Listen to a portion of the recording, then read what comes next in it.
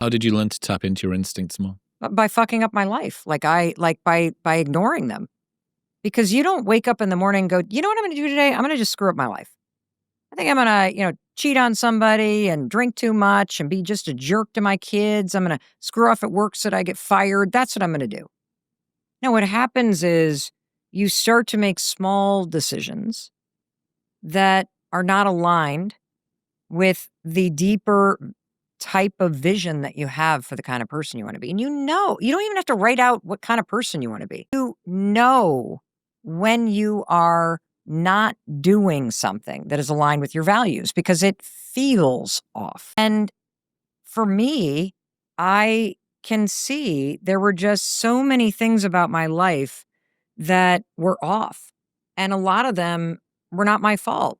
I had no idea that I had ADHD until I was 47 years old. One of the reasons why I struggled with anxiety for almost my entire adult life is both because I had a repressed traumatic incident that I did not remember until my late 20s that was stored trauma that set me on edge. And then I'm in a classroom and I'm dyslexic and I have ADHD.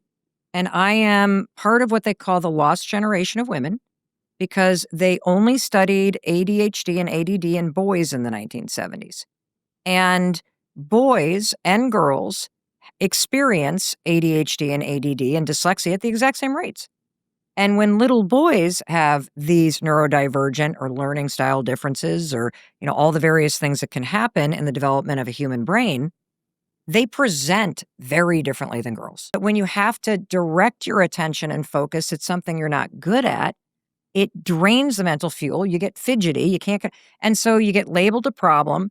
And girls are the opposite. We become very reflective. We become self-critical.